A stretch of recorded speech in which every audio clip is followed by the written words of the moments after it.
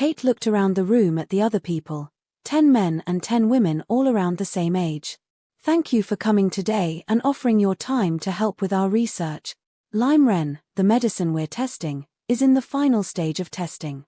Previous human trials have shown us that LYM-REN is completely safe. Kate stopped paying attention.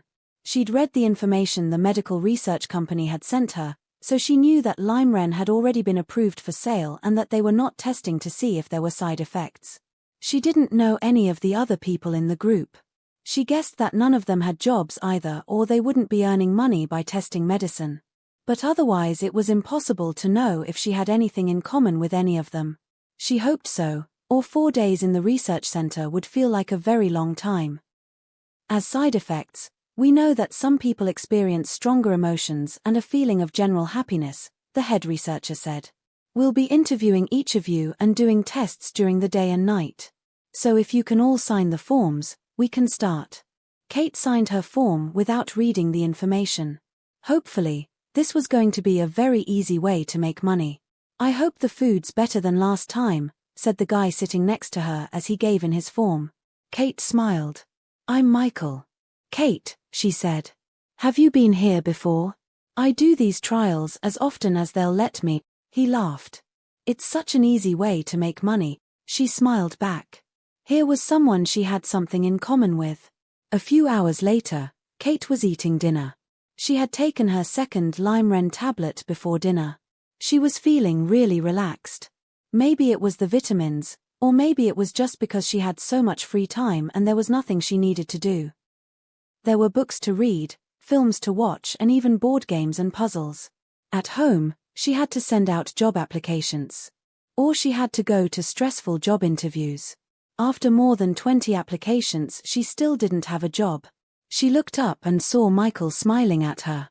Do you want to play a board game? He asked. His eyes were really dark brown, Kate thought. She hadn't noticed that earlier. She felt her cheeks go red. Sure, she replied. But I like to win, she warned. Perfect, he said. Me too. Was it her imagination or did his cheeks look a bit pink too? For the next 2 days, Kate and Michael spent hours and hours playing games, chatting and watching films. I feel as if I've known you for months, not days, she said. She already knew he lived nearby, that he was a student studying for his PhD, and that he had dimples in his cheeks when he smiled and a cute way of putting a pen behind his ear when he was reading. She wasn't sure, but she thought he was trying to sit next to her for meals and spend time with her whenever he could. Or maybe she was the one who was always looking for him. So, do you think you're feeling any side effects? He asked her one evening. They were sitting on the sofa, watching a film.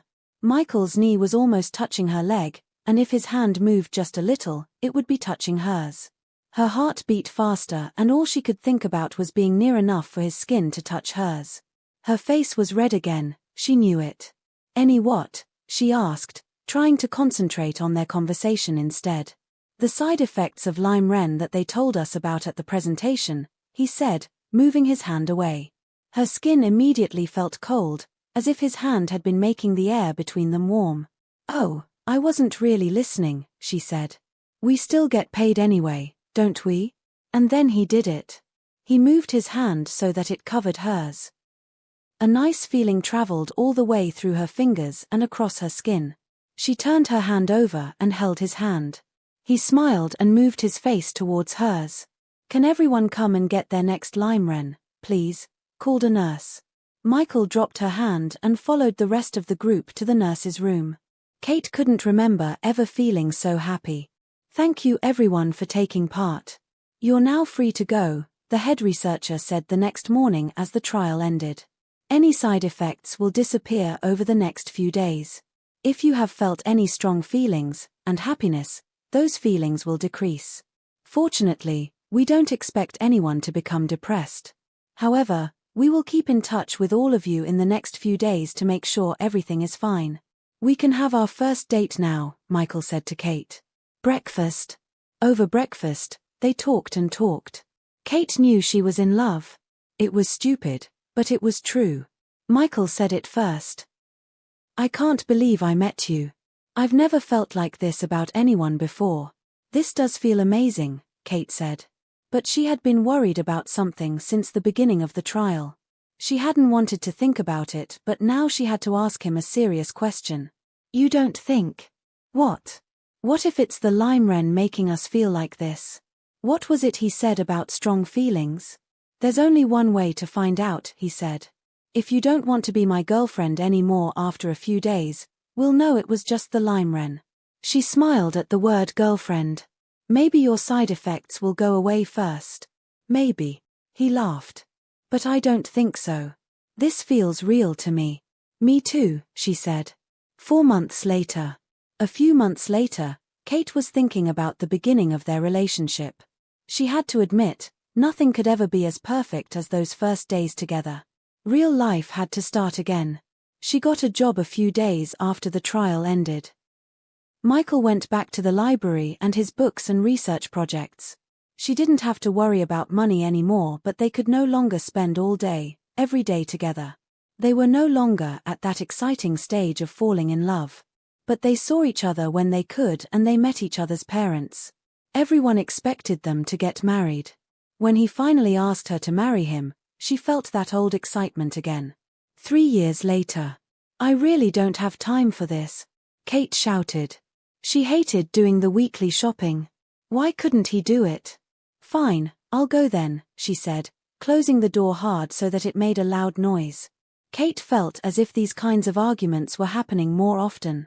As she walked around the supermarket, she thought about how they'd been before, when they were in love.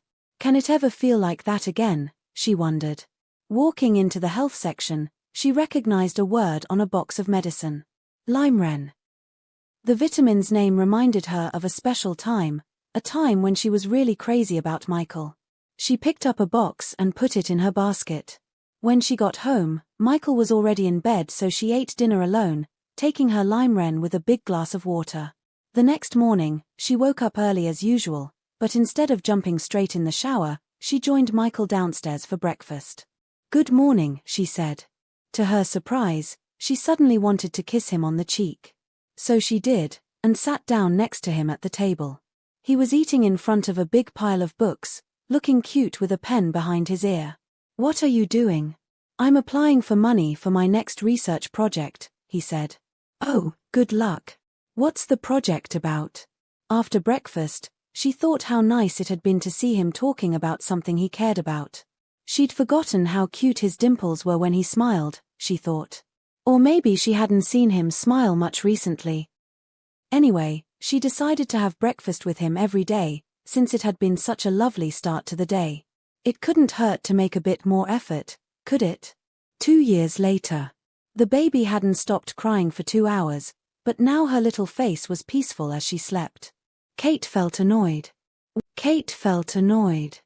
Where was Michael? She went downstairs and found him filling bottles with milk for the baby. Well done, Michael said. That didn't sound easy. No, she said angrily. It isn't.